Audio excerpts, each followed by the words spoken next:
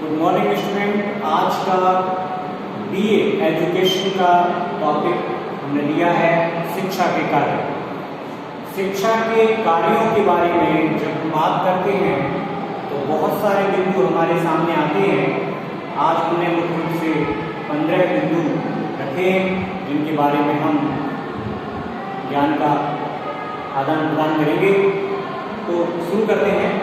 सबसे पहले शिक्षा का कार्य जो माना जाता है वह है विकास का कार्य। शिक्षा के कार्य में विकास का कार्य एक महत्वपूर्ण कार्य माना जाता है।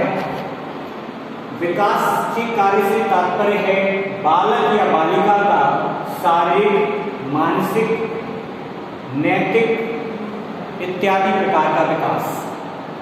एक व्यक्ति को जन्म से लेकर मृत्यु तक अपने सभी कार्यों को शरीर के द्वारा पूरा करना पड़ता है।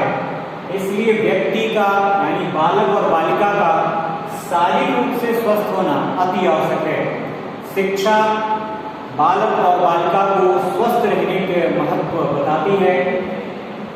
जब हमारा शरीर स्वस्थ होता है तो कहा जाता है कि स्वस्थ शरीर में ही स्वस्थ मन का निवास होता है, और जब शरीर और मन स्वस्थ होते हैं तो उनमें स्वस्थ विचार, नैतिकता का जन्म होता है। अर्थात जब व्यक्ति शारीरिक रूप से और मानसिक रूप से स्वस्थ होता है तब ही व्यक्ति में नैतिकता का भी जन्म होता है। ऐसा लगभग सभी शिक्षा शास्त्री मानते हैं। इसलिए बालक और बालिका को स्वस्थ होना परम आवश्यक माना जाता है। विकास के कार्यों में सबसे पहले जन्मजात शक्तियों का विकास करने का कार्य किया जाता है और फिर व्यक्तित्व का विकास करने का कार्य किया जाता है। हर व्यक्ति में, हर बालक और बालिका में कुछ जन्मजात शक्तियां विद्यमान होती हैं जिन्हें हम सद्गुण और अवगुण के रूप में पहचान लेते हैं। तो सभी माता पिता यानी परिवार, पड़ोस, समाज के लोगों को किसी भी बालक और बालिका के सद्गुणों और अवगुणों को पहचानते ही उनके सद्गुणों के विकास की ओर पूरे मन से लग जाना चाहिए। अर्थात उनके सद्गुणों को विकास को और अधिक रूप में, बृहद रूप में बढ़ा देना चाहिए, ताकि बालक और बालिका में जो अवगुण हैं वो किसी को दिखाई न दें और समाप्त हो जाए। प्रकाश को इतना अधिक कर दें कि अंधकार समाप्त हो जाए। इसी प्रकार से व्यक्ति के सद्गुण भी प्रकाश की तरह होते हैं। तो हमें उन सद्गुणों को इतने बड़े रूप में बढ़ा देना है ताकि बालक और बालिका में छुपे हुए अवगुण, उनकी बुराइयां किसी और को दिखाई न दें और दूसरा वो समाप्त भी हो जाए। फिर एक व्यक्ति का निश्चित व्यक्तित्व होता है जिसके आधार पर हम उसको पहचान लेते हैं। व्यक्ति की प्रकृति निश्चित होती है और व्यक्ति का व्यवहार बदलता रहता है। एजुकेशन सब्जेक्ट में पहले व्यक्ति के व्यक्तित्व के आधार पर उसको पहचाना जाता था, लेकिन अब व्यक्तित्व की जगह व्यक्ति की प्रकृति के आधार पर उसके व्यवहार को पहचाना जाता है। उस व्यक्ति की प्रकृति ही वास्तव में व्यक्ति के व्यक्तित्व बन जाती है, व्यक्ति का व्यक्तित्व बन जाती है या कहलाती है। हम कुछ ही क्षणों में ये पहचान जाते हैं कि कोई बालक या बालिका किस तरह की प्रकृति का है और किस तरह का उसका व्यक्तित्व है, क्योंकि व्यवहार जो है वह लगातार बदलने वाली चीज है। और ऐसा कहा जाता है उसके बारे में कि भीतर से कुछ और है, बाहर से कुछ और। अर्थात व्यक्ति का जो व्यवहार है वो परिस्थितियां बदलती हैं, उनका निर्माण करती हैं और उनको समाप्त भी कर देती हैं, लेकिन व्यक्ति की जो प्रकृति है वह कभी नहीं बदलती और प्रकृति के आधार पर ही व्यक्ति के व्यक्तित्व का निर्माण होता है। इसलिए हमें व्यक्ति के सद्गुणों के आधार पर उसकी प्रकृति का निर्माण करने का प्रयास करना चाहिए, ताकि उसके व्यक्तित्व में भी सद्गुण बहुत ही ज़्यादा अधिक मात्रा में विद्यमान हो जाए। मूल प्रवृत्तियों के शोधन का कार्य शिक्षा के द्वारा होता है। मूल प्रवृत्तियां, मैंने पहले कहा कि व्यक्ति बालक हो या बालिका हो, उसमें कुछ सद्गुण और कुछ अवगुण पाए ही जाते हैं। उनको अवगुणों को समाप्त करने का सबसे आसान तरीका यह है कि सद्गुणों को बढ़ा दिया जाए। जब हम सद्गुणों को बड़े रूप में कर देंगे तो व्यक्ति के अवगुण या तो दिखाई ही नहीं देंगे या फिर पूरी तरह से समाप्त हो जाएंगे।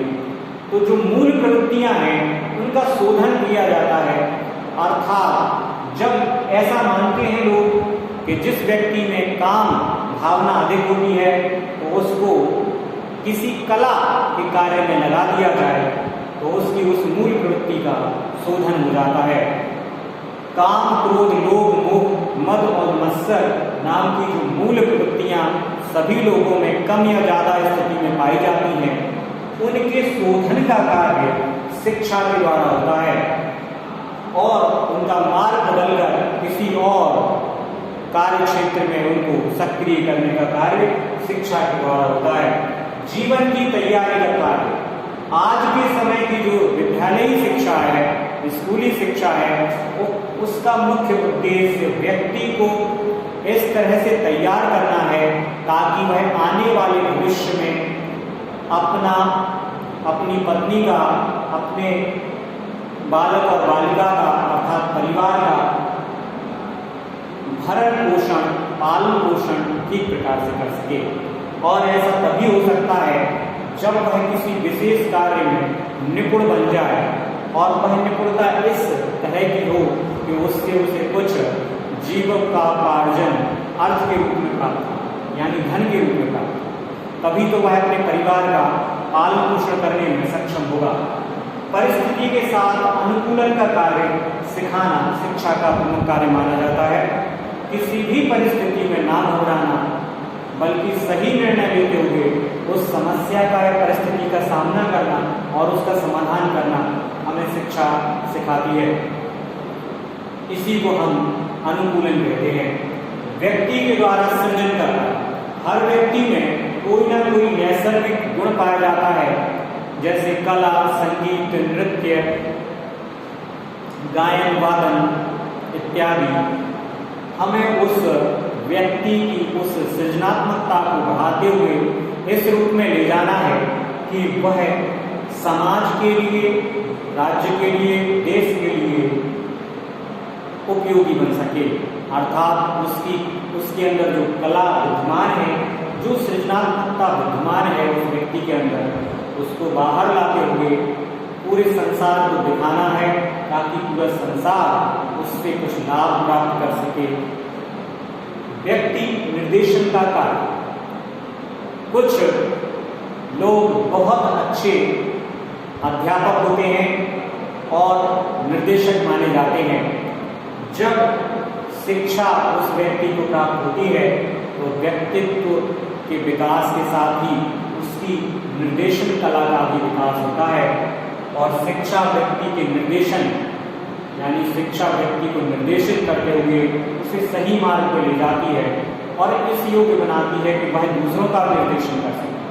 तो शिक्षा व्यक्ति की निर्देशनात्मकता का भरण पोषण करती है और आगे चलकर दूसरों के लिए भी शिक्षा प्रदान करने का कार्य निर्देशन की कला के द्वारा प्राप्त होता है।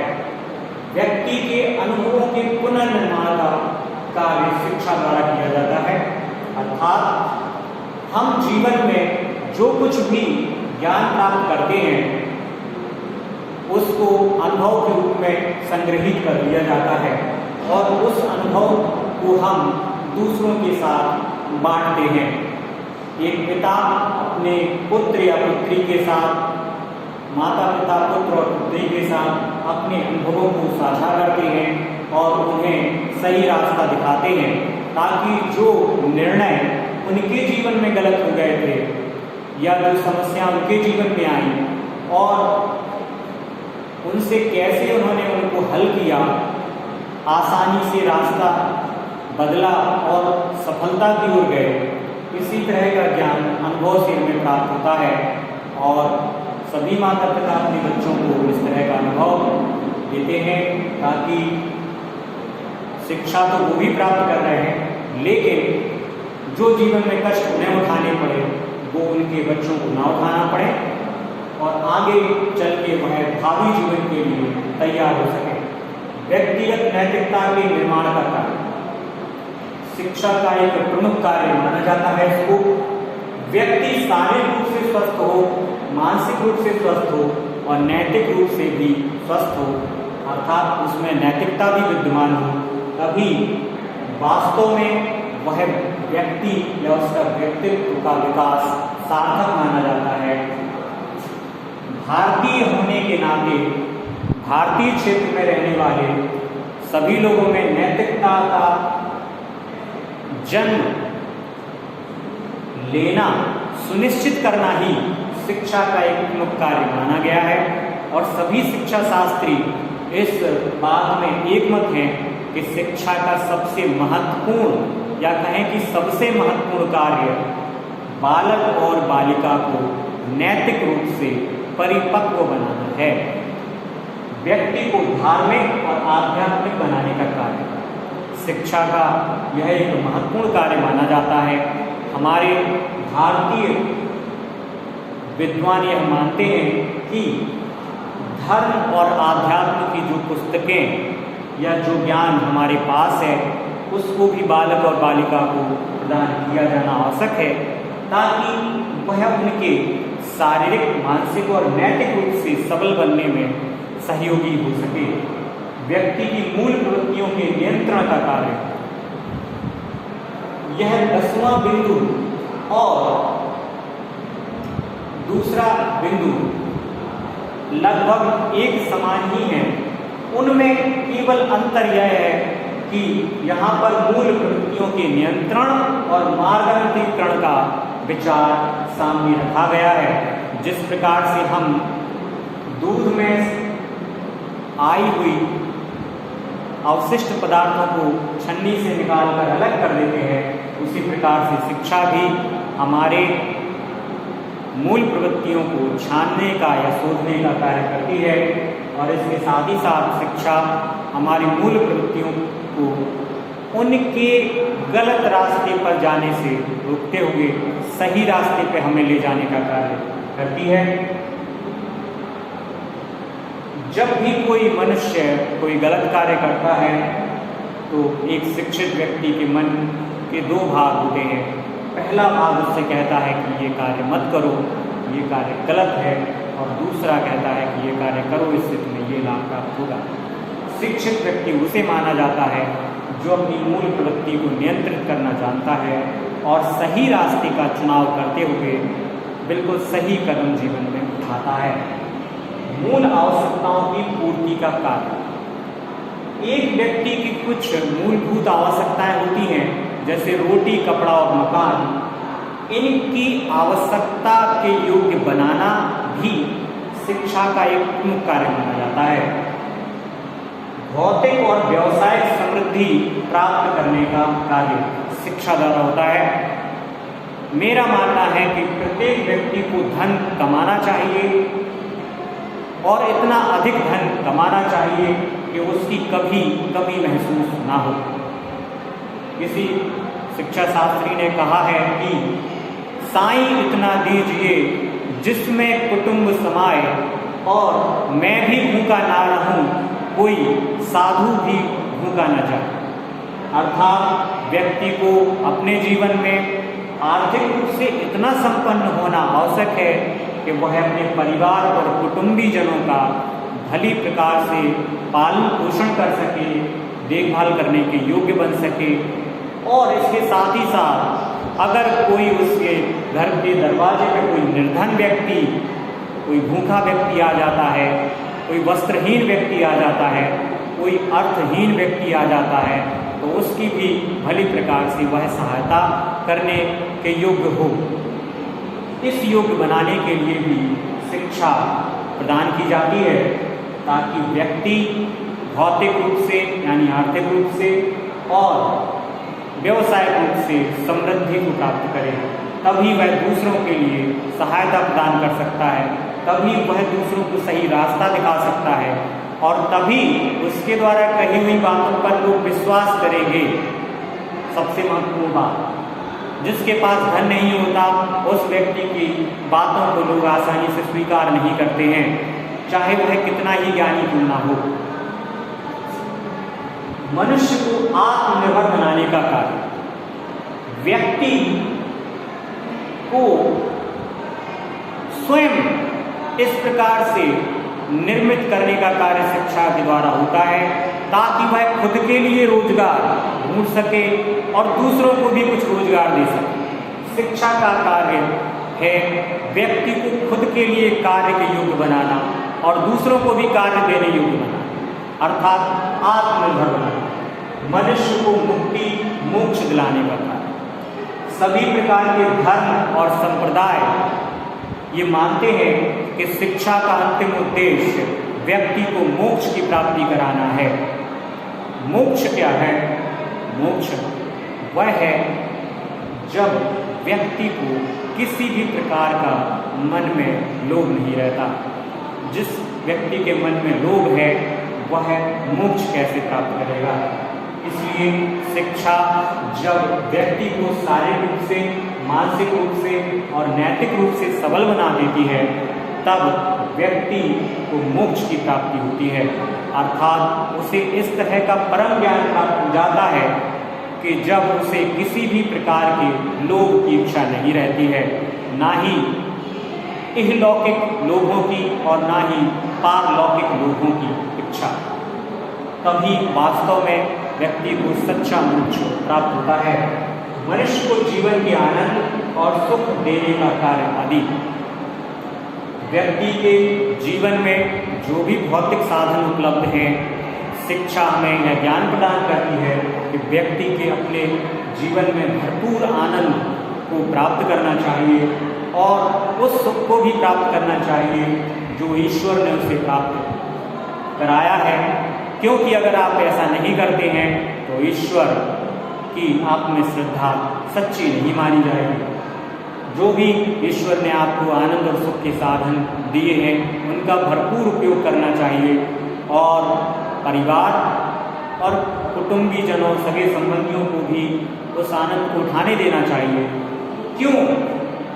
क्यों बिना कारण के हम उस आनंद और सुख से वंचित रहें जो कि हमें प्राप्त है। तो शिक्षा भी हमें यह ज्ञान देती है कि व्यक्ति को किस प्रकार का आनंद और सुख जीवन में लेना चाहिए और किस प्रकार के सुख और आनंद को जीवन में त्याग देना चाहिए।